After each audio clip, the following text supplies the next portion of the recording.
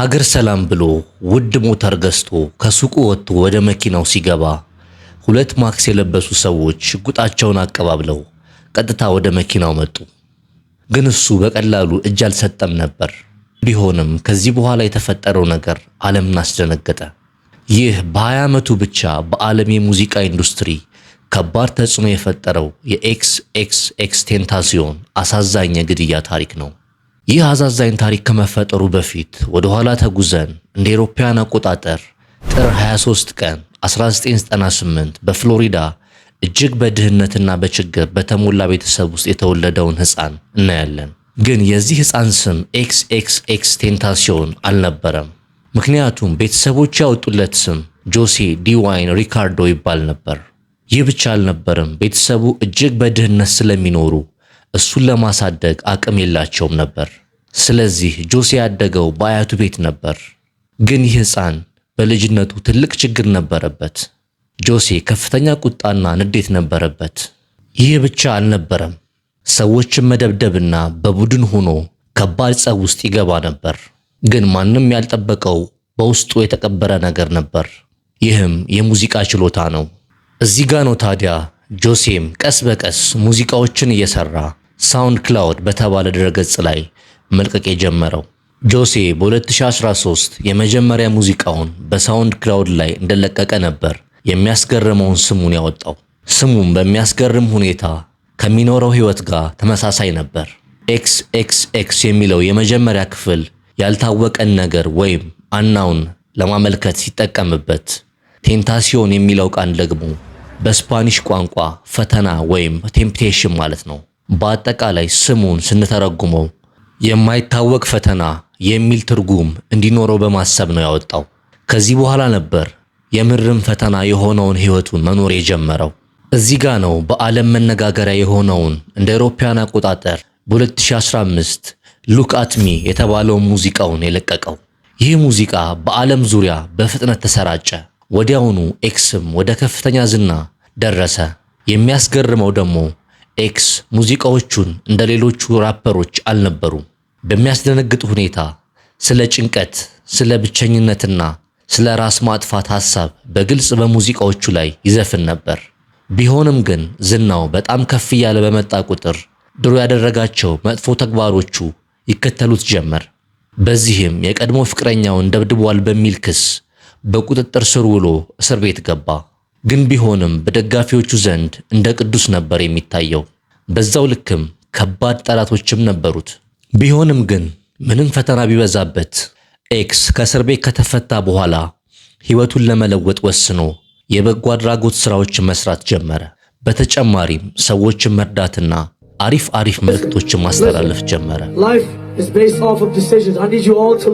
ሕይወቱን ለማስተካከል ይህን ሁሉ ቢያደርግም ግን ከመሞቱ ከጥቂት ቀናት በፊት በኢንስታግራም የቀጥታ ስርጭት ላይቭ ላይ ለአድናቂዎቹ ያስተላለፈው መልእክት ሰውን ሁሉ አስደነገጠ። በቪዲዮም ላይ ክፉ ነገር ደርሶብኝ የምሞት ከሆነ ሕይወቴ ቢያንስ 5 ሚሊዮን ልጆችን ደስተኛ አድርጓል ብዬ ተስፋ አደርጋለሁ በማለት በአስከፊ ሁኔታ ስለ ራሱ ሞት አስቀድሞ ትንቢት ተናገረ። I want to make sure that my life made 5 million kids happy. ከዚህ በኋላ ነበር የከፋው ነገር የተከሰተው። ይህንን ካለ ከጥቂት ቀናት በኋላ ሰኔ 18 ቀን 2018 ከሰዓት በኋላ ውድ ሞተር ሳይክል ለመግዛት በፍሎሪዳ ወደሚገኝ መደብር ይሄዳል። ደሞም $50,000 በጥሬ ገንዘብ ቦርሳ ውስጥ ይዞ ነበር። እዚህ ጋ ነው ማንም ያላሰበው ነገር የተከሰተው። እሱ ሱቅ ውስጥ ሲገባ ሁለት የታጠቁ ሰዎች በሚስጥር ይከታተሉት ነበር። ኤክስም ሂሳቡን ከፍሎ ጨርሶ ወደ መኪናው ገብቶ ሀገር ሰላም ብሎ ሊሄድ ሲል ነበር ከባድ ነገር የተፈጠረው። ወዲያውኑ አንድ ጥቁር መኪና ድንገት መንገዱን ይዘጋበታል። ነገር ግን እውነታው ይበልጥ አስከፊ እየሆነ ሄደ። ሁለት ማክስ የለበሱ ሰዎች በፍጥነት ከመኪናው ወርደው ወደ ኤክስ መኪና ይመጣሉ።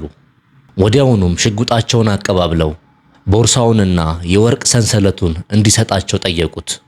እሱ ግን በቀላሉ እጅ የሚሰጥ ሰው አልነበረም። በመኪና ውስጥም ሆኖ መታገል ይጀምራል። ግን የሰከንዶች ትግል ብቻ ነበር። ከዚያም ሁኔታው ወደ አስከፊ ደረጃ ተቀየረ።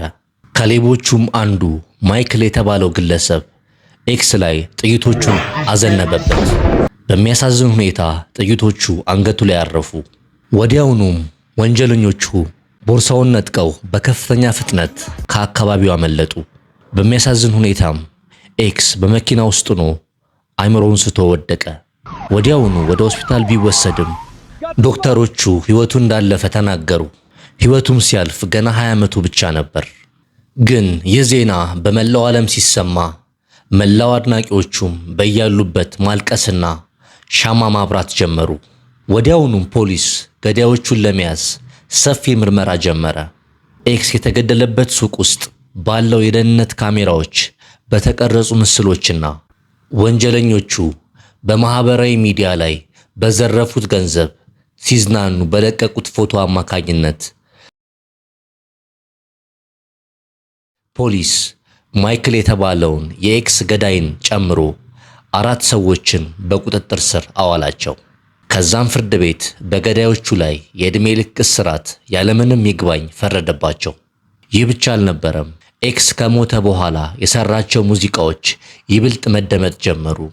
ከነዚህም መካከል ሳድ የተባለው ዝነኛ ሙዚቃው ከሞተ በኋላ በዓለም ዙሪያ በሚሊዮን በሚቆጠር ጊዜ በመደመጡ በቢልቦርድ የተመረጡ 100 ሙዚቃዎች መካከል አንደኛ ሆነ።